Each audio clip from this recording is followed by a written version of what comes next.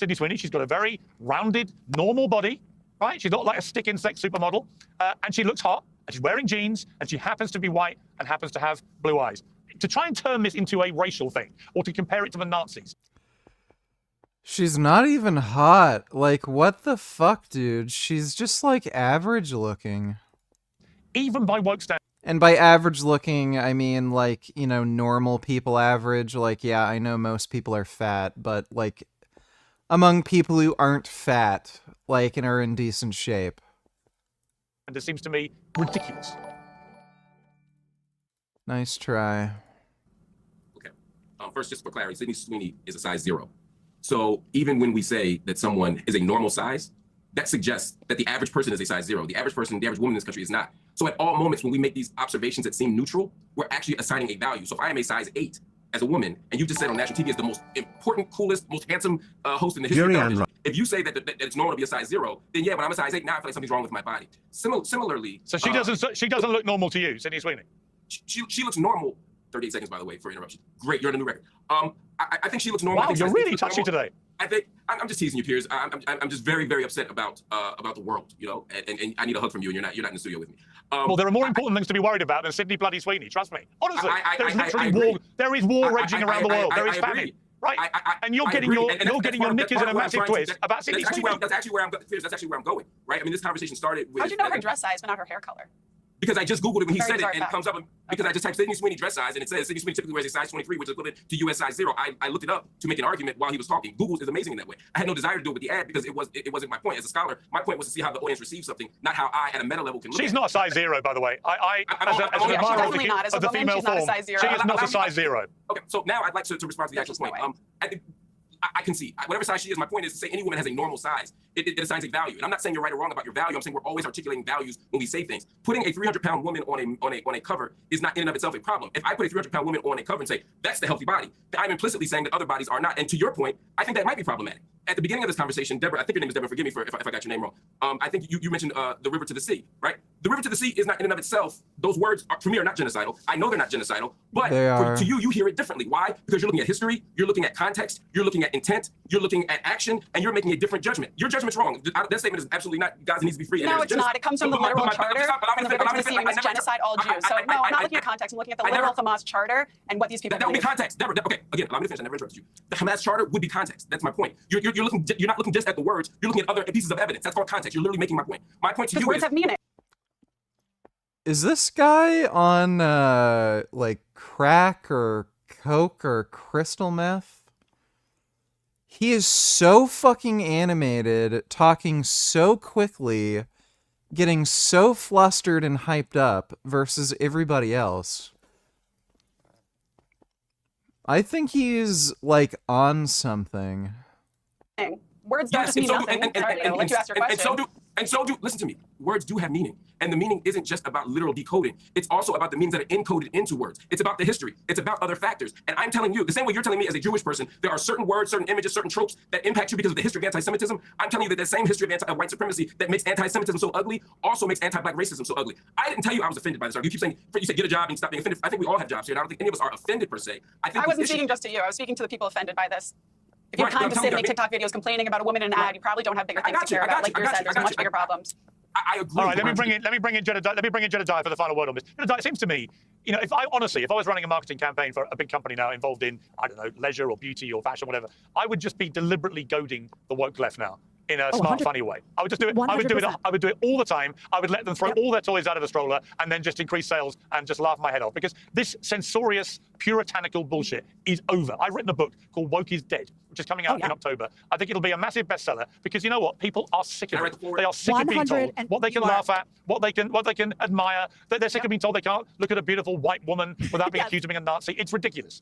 You are 100% correct, and every company should do that because there is a group of woke leftists who are outraged by just about everything that sit on the sidelines, and they just wait. They wait for an opportunity, and then they jump, and they go completely insane, and the vast majority of the country does not feel that way. The vast majority of the country does not see everything through a lens of how they can be offended. They looked at the ad, they saw a young hot girl, they said, oh, she does have good genes. They laughed about it, they went and had a day. They went and had a normal day. They didn't get all rancid inside. And the bottom line is, it's so interesting to me because these people think somehow these woke leftists think they're winning. They think that by getting all riled up, they are winning the game, and they don't realize that they're constantly. You know the irony. You know the irony, Jedediah?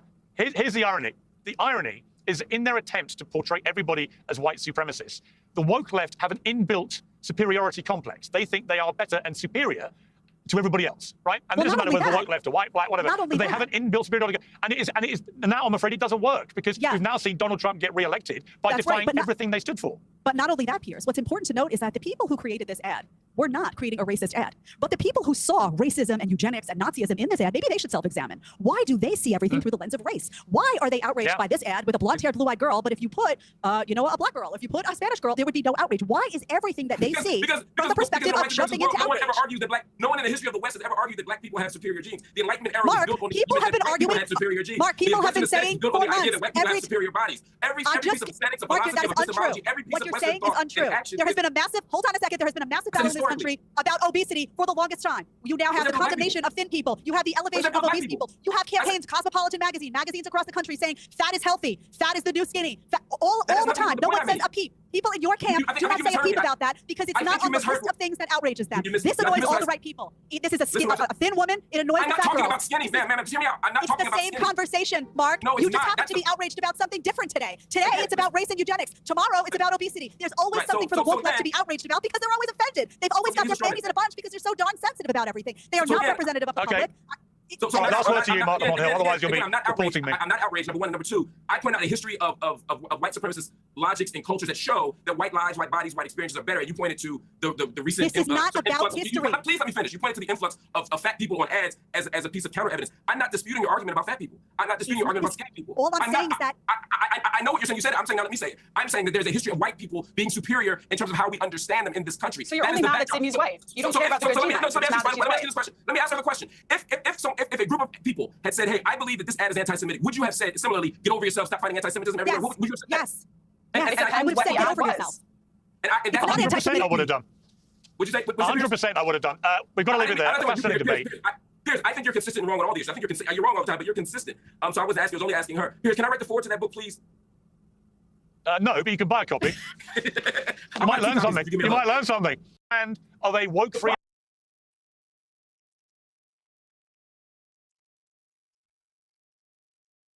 Is this rock bottom, or could it possibly get worse?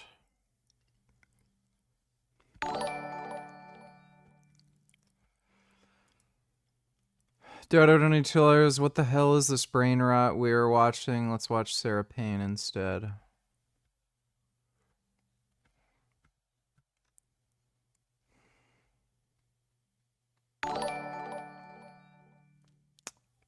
If you're still fat in 2025, you're retarded. By Ozempic, fatty. Yeah. Pretty much. Thanks for the donation, retard.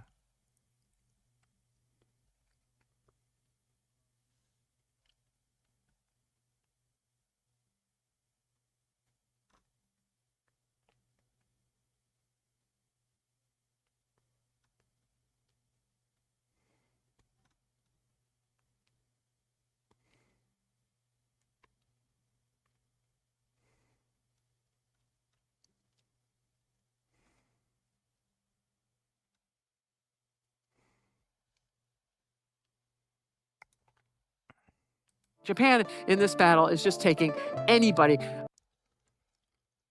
This is 2 hours.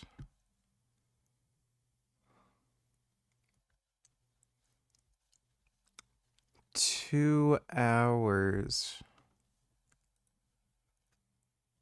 That's a lot of time.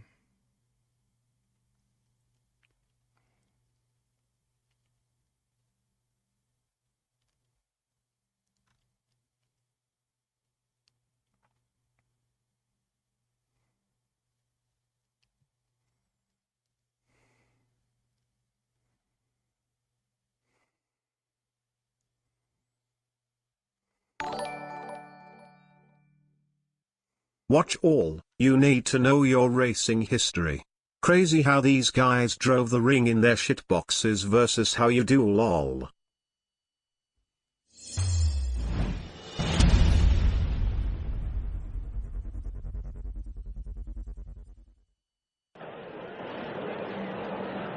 All the top drivers are here at Nürburgring for the European Grand Prix. Rain just before the race causes last-minute changes of tyres, one of the important features on this, the most demanding of all the Grand Prix circuits. This is the race which could break the Ferrari stranglehold on the Grand Prix events of 1961. And the man to do it is Britain's Stirling Moss. His Lotus is underpowered, and so is that of Innes Island. But this is a circuit which calls for skill rather than power.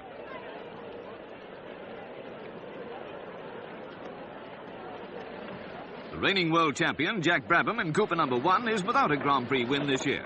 But today, he's got the new V8 Climax engine. Fastest in practice was American Phil Hill in Ferrari number 4. The starter's flag is raised, and off they go, 15 laps of the 14.1-mile circuit. And every lap contains more than 170 curves and bends. Brabham and Moss are fighting for the lead.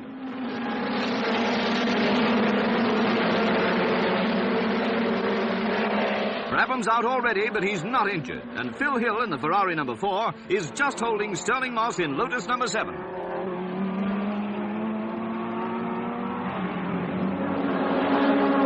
The rest of the field are already trying to sort themselves out. They can't afford to be left.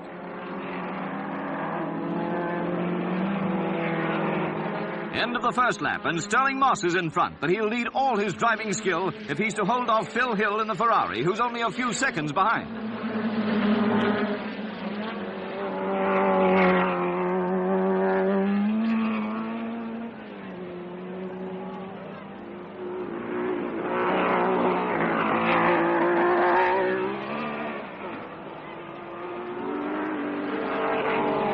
Moss is driving like a master now, and he's well clear of the field. The two Ferraris of Hill and Von Trips are trying to make ground. They both want championship points.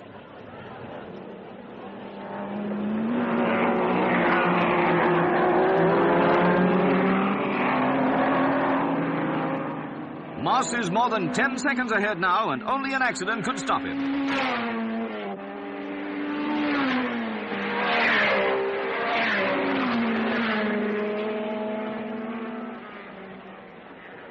The green Lotus number 7 is still in front, and as the race goes on, Moss shows that he's untouchable on a circuit which calls for driving skill. And in spite of being underpowered by nearly 50 brake horsepower, Moss streaks home to win by 14 seconds. It's a great performance by Stirling Moss, and it brings him up to 3rd place in the Racing Drivers' World Championship. Once again, he shows the way home to the mighty Ferraris, who take 2nd and 3rd place.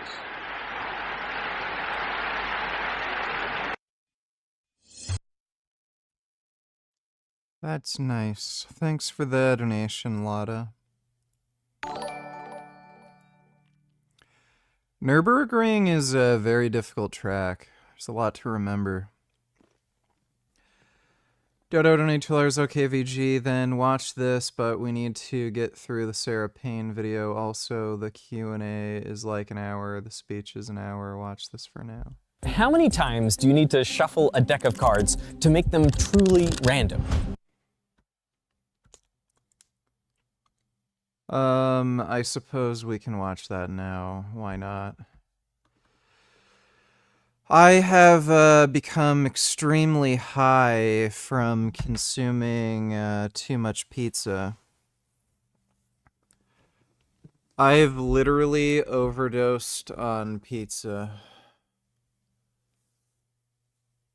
Oh my god, that wasn't spaghetti.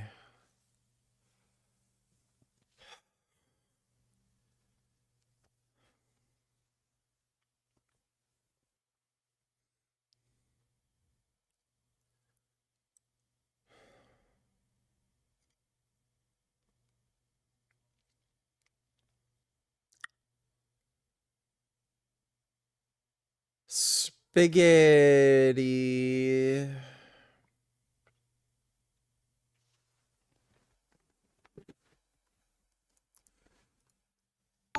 Ben Boyd, $22. Where do I find your Spotify playlist? I never said I had a Spotify playlist. I don't use Spotify. Also, this is mine. I don't really care. I don't use Spotify. Spotify sucks. Thanks for the donation, Ben Boy. I gotta go get a drink. I feel rather thirsty from eating all that pizza. I'm going to have to hydrate after eating that pizza, which is not spaghetti. Pizza is not spaghetti. Has a lot of the same actual raw materials and ingredients, but pizza's different from spaghetti.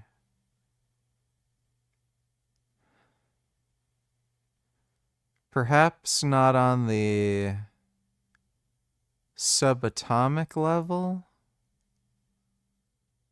but at a much larger macro level, it's much different.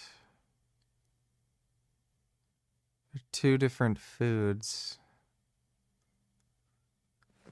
Spaghetti, pizza, spaghetti, pizza, spaghetti, pizza, spaghetti. I wonder if anybody's ever put spaghetti on pizza.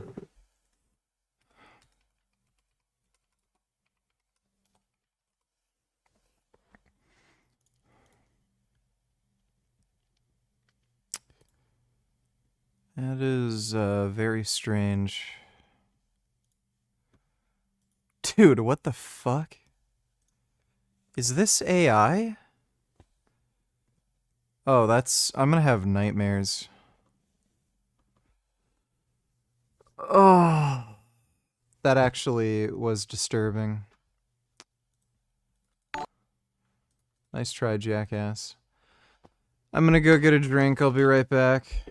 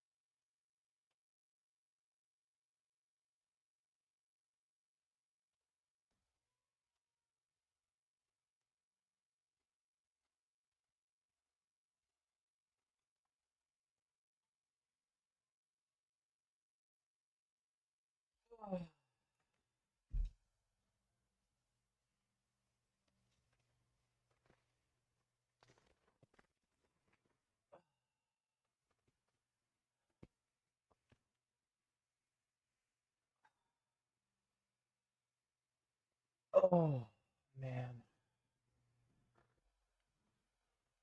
Oh. My feet feel uncomfortably warm. Why do my feet feel so hot? I like it when my feet are a little cooler. Not cold, but I don't like it when my feet feel hot.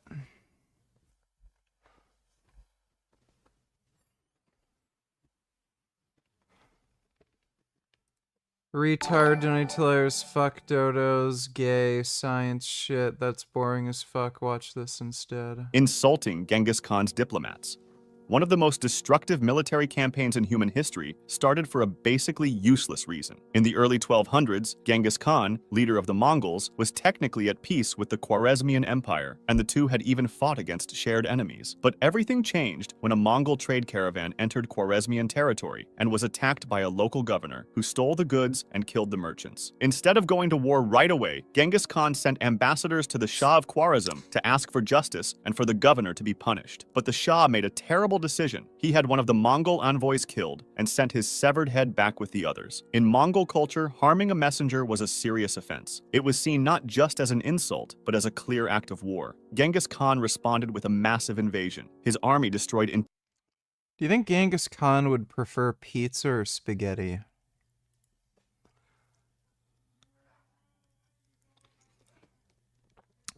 I have a funny feeling Genghis Khan would probably prefer spaghetti. For some reason, he seems more like a spaghetti person. Entire cities and completely wiped out the Khwarezmian Empire. Even the lowest estimates suggest that millions died, but the attack didn't stop there. The Mongols continued west, bringing destruction to Persia, parts of the Middle East, and even into Europe. No one can say for sure what would have happened if the Shah had simply apologized and punished the governor. But what we do know is that at the time, the Mongols were busy fighting a war in China, so by killing the ambassador, the Shah may have accidentally triggered one of the most destructive military campaigns in human history. German U-110.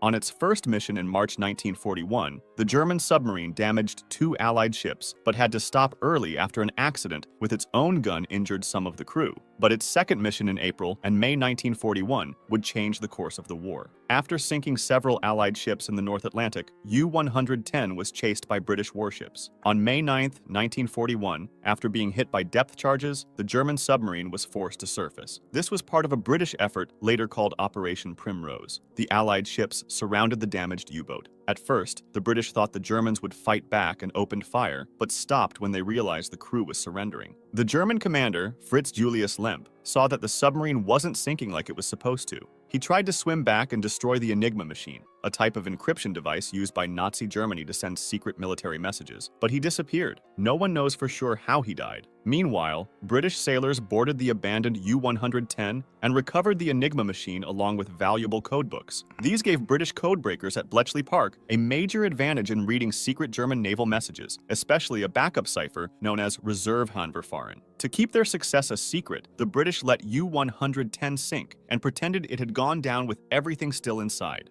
Constantine V's trust. In 774, Byzantine Emperor Constantine V launched a military campaign against Bulgaria, but it failed. However, he gained a major advantage afterward. Spies inside the Bulgarian court in Pliska were secretly giving him valuable information. The Bulgarian ruler Telerig began to notice that Constantine always seemed to know his plans. He eventually realized that his government had been This was me during your schizo rant about pizza and spaghetti.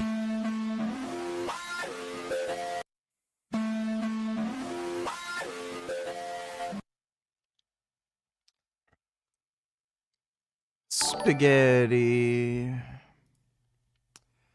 Thanks for the donation, Ben Boy. Forgot my namification, $22. I'd say pizza. You can't eat sketty and ride a horse with one hand. Yeah, but he seems kind of like a sloppy glutton. So I don't know. Thanks for the donation. Forgot my namification. React to this. So this is a vegan dinner, and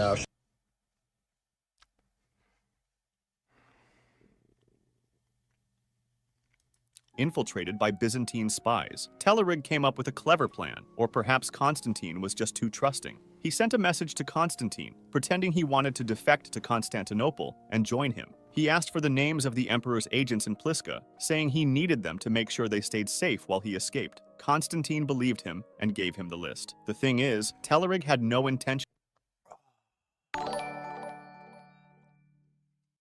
Just like how when you broke up with Jasmine, everyone in chat, all of your viewers who were too scared to talk shit about Jasmine finally decided they can. The same will happen with Sugar Boy. Your viewers don't want to upset you but know you're wrong. That's right. It's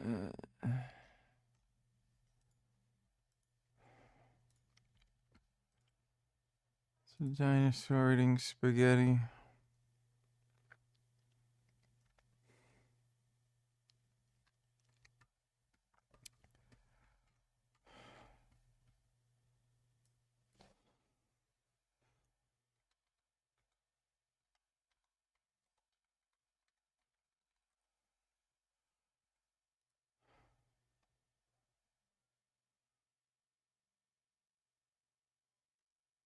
The fuck? I searched Triceratops eating spaghetti and I get fucking T-Rex? Why in the hell? What the fuck is going on? No one's thought of Triceratops eating spaghetti. There's one where he's eating macaroni and cheese. No one has... Yeah, there's just Triceratops eating macaroni and cheese and ramen noodles. I can't find one with spaghetti.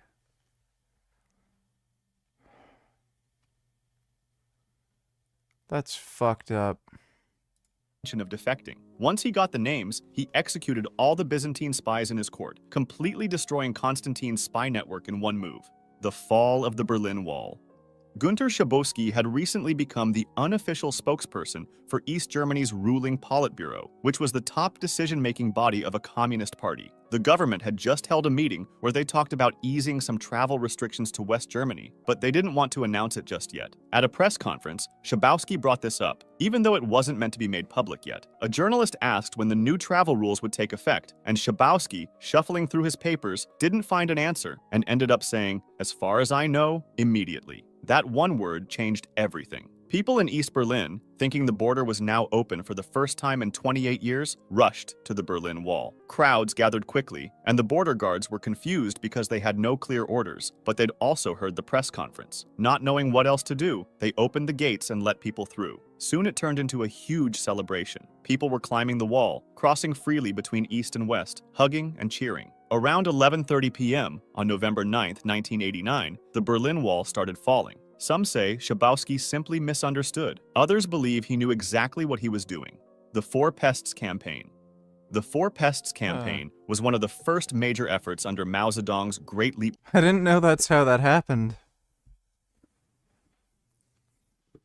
Forward campaign. Its goal was to get rid of four pests: rats, flies, mosquitoes, and sparrows, because they were thought to spread disease or damage crops. The worst mistake was the war on sparrows, especially the Eurasian tree sparrow, which the government blamed for eating grain. Millions of people across China, including children, were ordered to destroy sparrow nests, smash eggs, and bang pots and pans to stop the birds from landing until they died from exhaustion. This campaign, driven by propaganda and Mao's belief that man must conquer nature, almost wiped out sparrows in China. But without sparrows, insect and locust populations grew out of control, since there were no birds to eat them. These insects destroyed crops, making China's food shortage even worse. This disaster... Yeah, that's the Chinese for you. They don't know that birds eat bugs. They eat bugs. I don't know why they'd figure birds wouldn't eat bugs.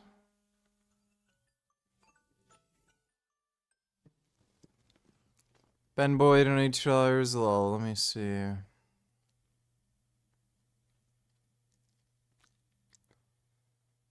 Okay.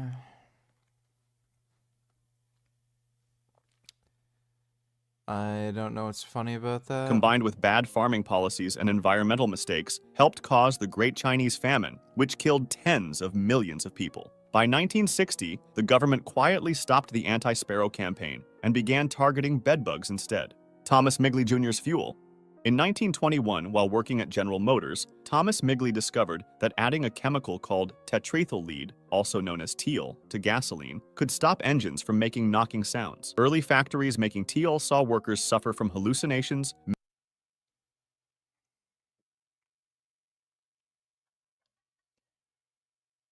Wow.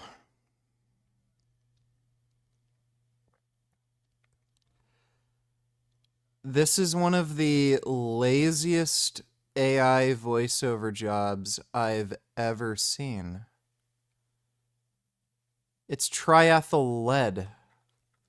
What did it say? Making teal saw workers suffer pain could stop tetrethyl lead, also known as teal, to chemical called tetrethyl lead, also known as teal, to gasoline, could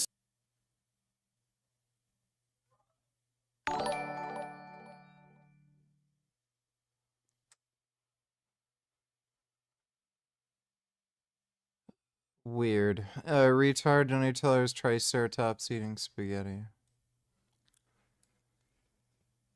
Oh, there we go. That's what I needed to see. Oh, that's good. Oh, that's better. I'm so relieved now. Thanks for the donation, retard. stop engines from making knocking sounds. Early factories making teal saw workers suffer from hallucinations, mental illness, and even death. Still, the fuel was heavily promoted and quickly. Why are we watching this garbage? Go back to Veritasium Vito. Yeah, that's a good point. Thanks How for much the- uranium does it take to build a nuclear bomb? How can you predict the next word in a sentence? And how does Google know which page you're actually searching for? Well, the reason we know the answer to all of these questions is because of a strange math feud in Russia that took place over 100 years ago. In 1905, socialist groups all across Russia rose up against the Tsar, the ruler of the empire. They demanded a complete political reform, or failing that he step down from power entirely. This divided the nation into two. So on one side, you got the Tsarists, right? They wanted to defend the status quo and keep the Tsar in power. But then on the other side, you had the socialists, who wanted this complete political reform. And this division was so bad that it crept into every part of society, to the point where even mathematicians started picking sides. On the side of the Tsar was Pavel Nekrasov, unofficially called the Tsar of Probability. Nekrasov was a deeply religious and powerful man, and he used his status to argue that math could be used to explain free will and the will of God. His intellectual nemesis on the socialist side was Andrei Markov, also known as Andrei the Furious. Markov was an atheist, and he had no patience for people who were being unrigorous, something he considered Nekrasov to be, because in his eyes, math had nothing to do with free will or religion. So he publicly criticized Nekrasov's work, listing it among the abuses of mathematics. Their feud centered on the main idea people had used to do probability for the last 200 years, and we can illustrate this with a simple coin flip. When I flip the coin 10 times, I get 6 times heads and 4 times tails, which is obviously not the 50-50 you'd expect. But if I keep flipping the coin, then at first the ratio jumps all over the place. But after a large number of flips, we see that it slowly settles down and approaches 50-50. And in this case, after 100 flips, we end up on 51 heads and 49 tails, which is almost exactly what you would expect. This behavior, that the average outcome gets closer and closer to the expected value as you run more and more independent trials. Retard donate $2. Dodo's gay. Watch this instead. No A voiceover this time. One of the spookiest prospects of the reality of our universe is the idea that all may not be as it seems. We'll watch that later, maybe. Thanks for the donation, dude. Trials is known as the law of large numbers. It was first proven by Jacob Bernoulli in 1713, and it was the key concept at the heart of probability theory right up until Markov and Nekrasov. But Bernoulli only proved that it worked for independent events, like a fair coin flip, or when you ask people to guess how much they think an item is worth, where one event doesn't influence the others. But now imagine that instead of asking each person to submit their guess individually, you ask people to shout out their answer in public. Well, in this case, the first person might think it's an extraordinarily valuable item and say it's worth around $2,000. But now all the other people in the room are influenced by this value, and so their guesses have become dependent. And now the average doesn't converge to the true value, but instead it clusters around a higher amount. And so for 200 years, probability had relied on this key assumption that you need independence to observe the law of large numbers. And this was the idea that sparked Nekrasov and Markov's feud. See, Nekrasov agreed with Bernoulli that you need independence to get the law of large numbers, but he took it one step further. He said, if you see the law of large numbers, you can infer that the underlying events must be independent. Take this table of Belgian marriages from 1841 to 1845. Now you see that every year the average is about 29,000. And so it seems like the values converge and therefore that they follow the law of large numbers. And when Nekrasov looked at other social statistics like crime rates and birth rates, he noticed a similar pattern. But now think about where... Do an angry black bitch at church yelling about you need to get right with the law impersonation and how veganism is the work of the devil.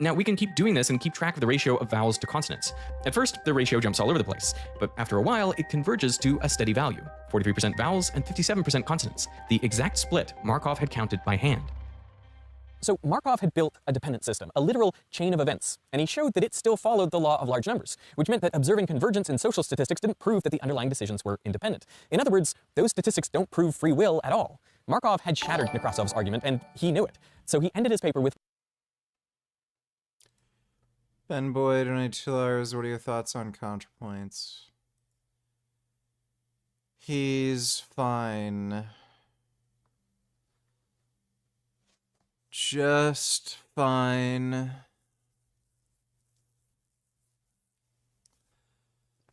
Thanks for the donation, Ben Boy. one final dig at his rival. Thus, free will is not necessary to do probability.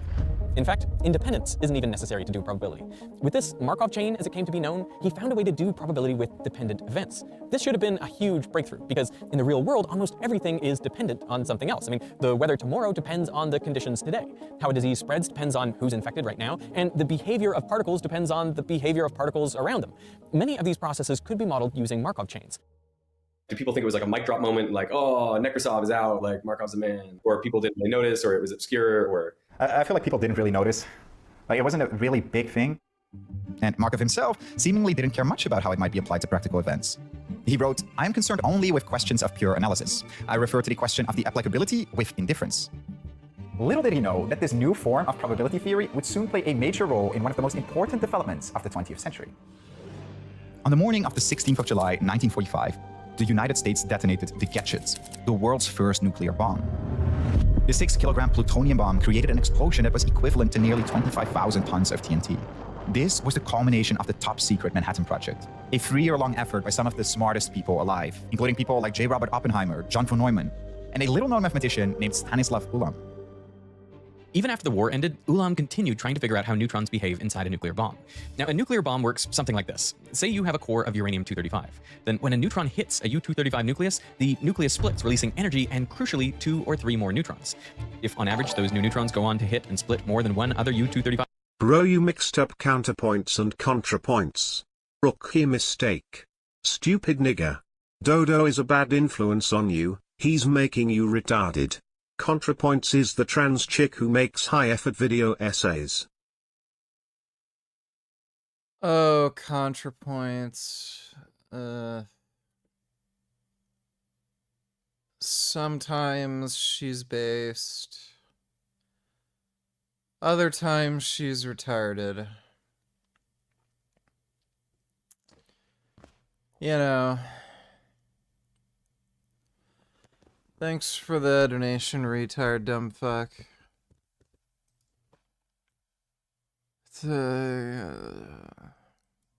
nucleus, you get a runaway chain reaction, so you have a nuclear bomb. But uranium-235, the fissile fuel needed for the bombs, was really hard to get. So one of the key questions was, just how much of it do you need to build a bomb? And this is why Ulam wanted to understand how the neutrons behave. But then, in January of 1946, everything came to a halt. Ulam was struck by a sudden and severe case of encephalitis, an inflammation of the brain that nearly killed him. His recovery was long and slow, with Ulam spending most of his time in bed. To pass the time, he played a simple card game, Solitaire. But as he played countless games, winning some, losing others, one question kept nagging at him. What are the chances that a randomly shuffled game of Solitaire could be won? It was a deceivingly difficult problem to solve. Ulam played with all 52 cards, where each arrangement created a unique game, so the total number of possible games was 52 factorial, or about 8 times 10 to the 67. So solving this analytically was hopeless. But then Ulam had a flash of insight. What if I just play hundreds of games and count how many could be won? That would give him some sort of statistical approximation of the answer. Back at Los Alamos, the remaining scientists grappled with much harder problems than Solitaire, like figuring out how neutrons behave inside a nuclear core. In a nuclear core, there are trillions and trillions of neutrons all interacting with their surroundings. So the number of possible outcomes is immense, and computing it directly seemed impossible. But when Ulam returned to work, he had a sudden revelation. What if we could simulate these systems by generating lots of random outcomes, like I did with Solitaire? He shared this idea with von Neumann, who immediately recognized its power, but also spotted a key problem. See, in Solitaire, each game is independent. How the cards are dealt in one game have no effect on the next. But neutrons aren't like that. A neutron's behavior depends on where it is and what it has done before. So you couldn't just sample random outcomes like in Solitaire. Instead, you needed to model a whole chain of events, where each step influenced the next. What von Neumann realized is that you needed a Markov chain. So they made one, and a much simplified version of it works something like this. Now, the starting state is just a neutron traveling through the core. And from there, three things can happen. It can scatter off an atom and keep traveling, so that gives you an arrow going back to itself. It can leave the system or get absorbed by a non-fissile material, in which case it no longer takes part in the chain reaction, and so it ends its Markov chain. Or it can strike another uranium-235 atom, triggering a fission event and releasing 2 or 3 more neutrons that then start their own chains. But in this chain, the transition probabilities aren't fixed. They depend on things like the neutron's position, velocity, and energy, as well as the overall configuration and mass of uranium. So a fast-moving neutron might have a 30% chance to scatter, 50% chance to be absorbed or leave, and a 20% chance to cause fission. But a slower-moving neutron would have different probabilities. Next, they ran this chain on the world's first electronic computer, the ENIAC. The computer started by randomly generating a neutron starting conditions and stepped through the chain to keep track of how many neutrons were produced on average per run, known as the multiplication factor K. So if on average 1 neutron produces another 2 neutrons, then K is equal to 2. And if on average every 2 neutrons produce 3 neutrons, then K is equal to 3/2, and so on. Then, after stepping through the full chain for a specified number of steps, we collect the average K value and record that number in a histogram. This process was then repeated hundreds of times and the results tallied up, giving you a statistical distribution of the outcome. If you find that in most cases K is less than 1, the reaction dies down. If it's equal to 1, there's a self-sustaining chain reaction, but it doesn't grow. And if K is larger than 1, the reaction grows exponentially and you've got a bomb. With it, von Neumann and Ulam had a statistical way to figure out how many neutrons were produced without having to do any exact calculations. In other words, they could approximate differential equations that were too hard to solve analytically. All that was needed was a name for the new method. Now, Ulam's uncle was a gambler, and the random sampling and high stakes reminded Ulam of the Monte Carlo Casino in Monaco, and the name stuck. The Monte Carlo method was born. The method was so successful that it didn't stay secret for long. By the end of 1948, scientists at another lab, Argonne in Chicago, used it to study nuclear reactor designs, and from there, the idea spread quickly. Ulam later remarked, "It is still an unending source of surprise for me to see how a few scribbles on a blackboard could change the course of human affairs." And it wouldn't be the last time a Markov chain-based method changed the course of human affairs. In 1993, the internet was open to the public, and soon it exploded. By the mid-1990s, thousands of new pages appeared every day, and that number was only growing. This created a new kind of problem. I mean, how do you find anything in this ever-expanding sea of information? In 1994, 2 Stanford PhD students, Jerry Young and David Philo, founded the search engine Yahoo to address this issue. But they needed money. So a year later, they arranged to meet with Japanese billionaire Masayoshi Son, also known as the Bill Gates of Japan. They were looking to raise $5 million for their new startup. But Son has other plans. He offers to invest a full $100 million instead. That's 20 times more than what the founders asked for. So Jerry Yang declines, saying, "We don't need that much." But Son disagrees. "Jerry, everyone needs $100 million. Before the founders get a chance to respond, Son jumps in again and asks, "Who are your biggest competitors?" Excite and Lycos, the pair respond. Son orders his associate to write those names down, and then he says, "If you don't let me invest in Yahoo, I will invest in one of them, and I'll kill you." See, Son had realized something. None of the leading search engines at the time had any superior technology. They didn't have a technological advantage over the others. They all just ranked pages by how often a search term appears on a given page. So the battle for the #1 search engine would be decided by who could attract the most users, who could spend the most on marketing. Lycos, go get it. Get Lycos, or get lost. This is revolution. And marketing required a lot of money. Money that Son had, so he could decide who won the war. Yahoo's founders realized they were left with no real choice but to accept Son's investment. So here we are right in the middle of Yahoo. And within 4 years, Yahoo became the most popular site on the planet. In the time it takes to say this sentence, Yahoo will answer 79,000 information requests worldwide. The 2 men are now worth $120 million each. I remember when I was a young lad and I would use the Yahoo search engine. I even remember using Netscape Navigator for, internet. Yahoo had a critical weakness. See, Yahoo's keyword search was easy to trick. To get your page ranked highly, you could just repeat keywords hundreds of times, hidden with white text on a white background. One thing they didn't have in those early days was a notion of quality of the result. So they had a notion of relevance, saying, does this document talk about the thing that you're interested in? But there wasn't really a notion of which ones are better. What they really needed was a way to rank pages by both relevance and quality. But how do you measure the quality of a web page? Well, to understand that, we need to borrow an idea from libraries. So I'm old enough that library books used to have a paper card in it that was a stamp of all the due dates and when it was due back. You took a book, and if it had a lot of those, you said, oh, this is probably a good book. And if it didn't have any, you said, well, maybe this isn't the best book. Stamps acted like endorsements. The more stamps, the better the book must be. And the same idea can be applied to the web. Over at Stanford, 2 PhD students, Sergey Brin and Larry Page, were working on this exact problem. Brin and Page realized that each link to a page can be thought of as an endorsement. And the more links a page sends out, the less valuable each vote becomes. So what they realized is that we can model the web as a Markov chain. To see how this works, imagine a toy internet with just 4 web pages. Call them Amy, Ben, Chris, and Dan. These are our states. Typically, one web page links to others, allowing you to move between them. These are our transitions. In this setup, Amy only links to Ben, so there's a 100% chance of going from Amy to Ben. Ben links to Amy, Chris, and Dan, so there's a 33% chance of going to any of those pages, and we can fill out the other transition probabilities in the same way. So now we can run this Markov chain and see what happens. Imagine you're a surfer on this web. You start on a random Son Goku donated $2. Imagine if females actually push themselves when they work out, more of them would look like this. And Lean Beef Patty, also you should read Full Metal Alchemist.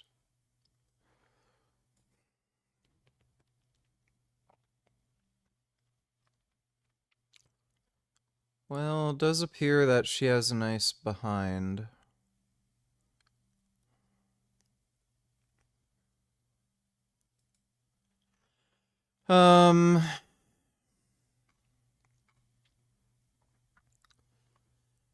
I've seen the Full Metal Alchemist Brotherhood anime. I don't know what the differences are between Full Metal Alchemist, the manga, and the animes. Not sure how motivated I am to read Full Metal Alchemist. But maybe one day. It's just that I've already seen the anime. Thanks for the donation though, Son Goku.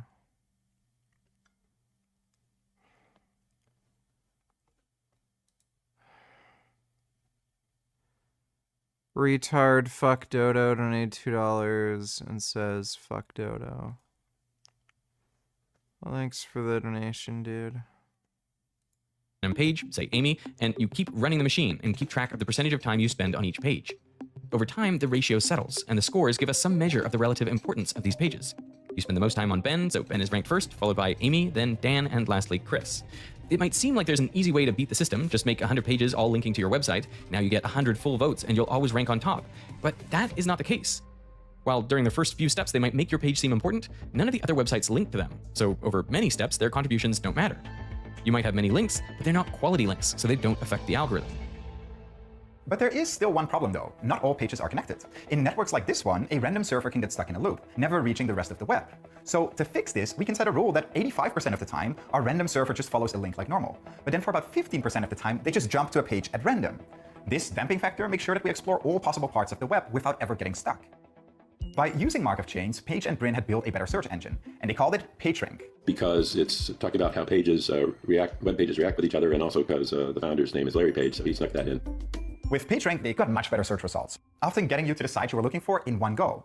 Although to some, this sounded like a terrible idea. Others said, oh, well, you're telling me you get a search that will get the right result on the first answer? Well, I don't want that, because if it takes them 3 or 4 searches to get the right answer, then I have 3 or 4 chances to show ads. And if you get them the answer right away, I'm just going to lose them. So, I don't see why better search is better. But Page and Brin disagreed. They were convinced that if their product was far superior, then people would flock to it. I would say it actually is a democracy that works. If all pages were equal, anybody can manufacture as many pages as they want. I can set up 1 billion pages on my server tomorrow. We shouldn't treat them all as equal. Just looking at the data out of curiosity, we found that we had technology to do a better job of search, and we realized how impactful having great search can be. And so in 1998, they launched their new search engine to take on Yahoo. Initially, they called it Backrub after the backlinks it analyzed. But then they realized that maybe that's not the most attractive name. Now, their ambitions were big, to essentially index all the pages on the internet, and they needed a name equally as big. So they thought of the largest number they could think of, 10 to the power 100, a Google. But then, when trying to register their domain, they accidentally misspelled it, and so Google was born.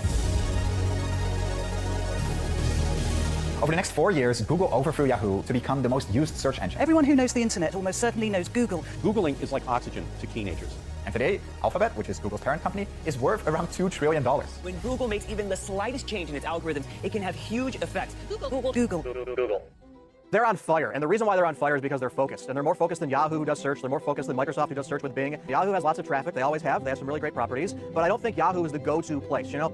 And at the heart of this $1 trillion algorithm is a Markov chain, which only looks at the current state to predict what's going to happen next. But in the 1940s, Claude Shannon, the father of information theory, started asking a different question. He went back to Markov's original idea of predicting text, but instead of just using vowels and consonants, he focused on individual letters. And he wondered, what if instead of looking at only the last letter as a predictor, I look at the last two? Well, with that, he got text that looked like this. Now, it doesn't make much sense, but there are some recognizable words, like way, off, and deed. But Shannon was convinced he could do better. So next, instead of looking at letters, he wondered, what if I use entire words as predictors? That gave him sentences like this. The head and in-frontal attack on an English writer that the character of this point is therefore another method for the letters that the time of whoever told the problem for an unexpected. Now, clearly this doesn't make any sense, but Shannon did notice that sequences of 4 words or so generally did make sense. For instance, attack on an English writer kind of makes sense. So Shannon learned that you can make better and better predictions about what the next word is going to be by taking into account more and more of the previous words. It's kind of like what Gmail does when it predicts what you're going to type next. And this is no coincidence. The algorithms that make these predictions are based on Markov chains. They're not necessarily using letters. They use what they call tokens, some of which are letters, some of which are words, marks of punctuation, whatever. So it's a bigger set than just the alphabet. The game is simply, we have this string of tokens that might be 30 long, and we're asking, what are the odds that the next token is this or this or this?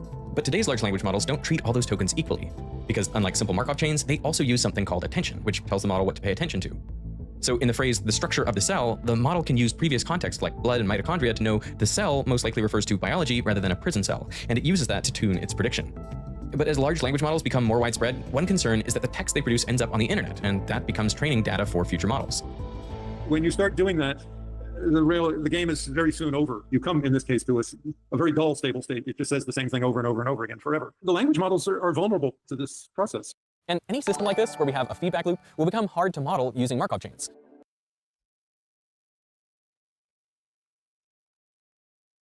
Dodo Donatellers, what is this video talking about? This is all wrong because according to Mehdi Hassan, some Muslim in 1000 AD invented all the algorithms YouTube, Google, and everything else uses. Yeah, that's why they have sex with their cousins. Because they're good at math. Thanks for the donation, Dodo. Take global warming, for instance. As we increase the amount of carbon dioxide in the air, the average temperature of the Earth increases. But as the temperature increases, the atmosphere can hold more water vapor, which is an incredibly powerful greenhouse gas. And with more water vapor, the temperature increases further, allowing for even more water vapor. So you get this positive feedback loop, which makes it hard to predict what's going to happen next. So there are some systems where Markov chains don't work, but for many other dependent systems, they offer a way of doing probability. But what's fascinating is that all these systems have extremely long histories. I mean, you could trace back all the letters in a text, trace back all the interactions of what a neutron did, or trace back the weather for weeks. But the beautiful thing Markov and others found is that for many of these systems, you can ignore almost all of that. You can just look at the current state and forget about the rest. That makes these systems memoryless. And it's this memoryless property that makes Markov chains so powerful, because it's what allows you to take these extremely complex systems and simplify them a lot to still make meaningful predictions. As one paper put it, problem solving is often a matter of cooking up an appropriate Markov chain.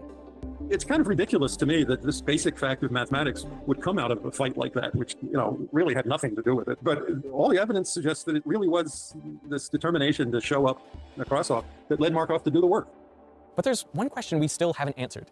When playing solitaire, how did Ulam know his cards were perfectly shuffled? I mean, how many shuffles does it take to get a completely random arrangement of cards? If you have a deck of cards, you need to shuffle it, right? Okay. How often, if you're shuffling, like, you split it in half and then you do the... How often do you have to shuffle it to make it completely random? 2. 2? Yeah, I'm going with 26. 4 times. 4 times. I don't know. 52 times. Okay. It's not a bad guess. 7? It is 7. Yeah. So you can think of card shuffling as a Markov chain, where each deck arrangement is a state, and then each shuffle is a step. And so for a deck of 52 cards, if you riffle shuffle it 7 times, then every arrangement of the deck is about equally likely. So it's basically random. But I can shuffle like that. So for me, what I do is I do it like this. How many times do you think you have to shuffle like this to get it random? What do you think? And perhaps more importantly, how would you go about working it out? Well, that's where today's sponsor, Brilliant, comes in. Brilliant is a learning app that gets you hands-on with problems just like this. Whether it's math, physics, programming is the answer. It isn't just knowing that, it's understanding their annual premium subscription. So I want to thank Brilliant for sponsoring. Well, that's interesting. I didn't know anything about Markov chains.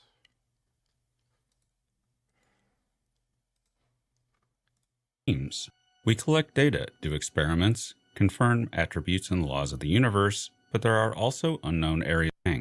Run of an alien simulation. And may be interested, be expected off the creation of the they originally based on any similarities in physics with that he means doctor of philosophy, these questionable unknowns crop up everywhere in the square. But there are aspects to our walls. It means that everything that is only black nothing and can be a kind of simulation, the capability of running the possibility of a scientific simulation. That might create a like we needed that.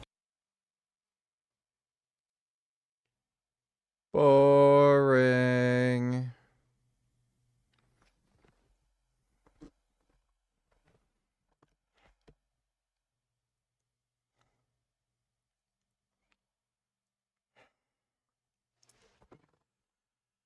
I can do one of two things.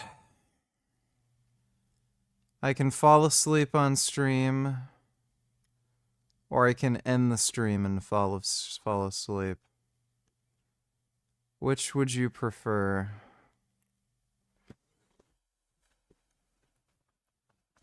Oh my god. Oh. Oh, dude,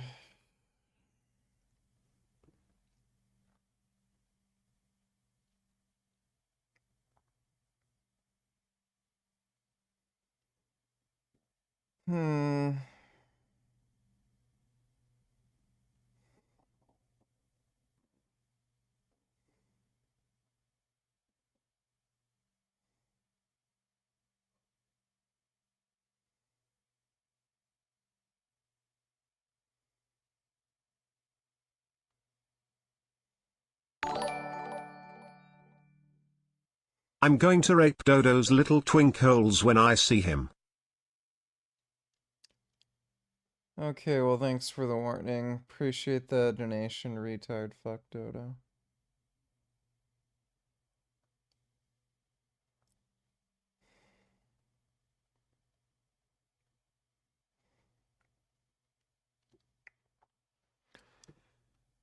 I'm gonna go to sleep.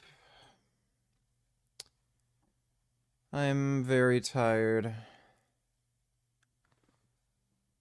But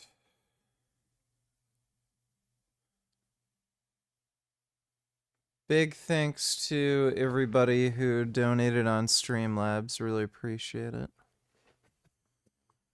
Should be on tomorrow around the same time, so we'll see you all then. And sweet spaghetti.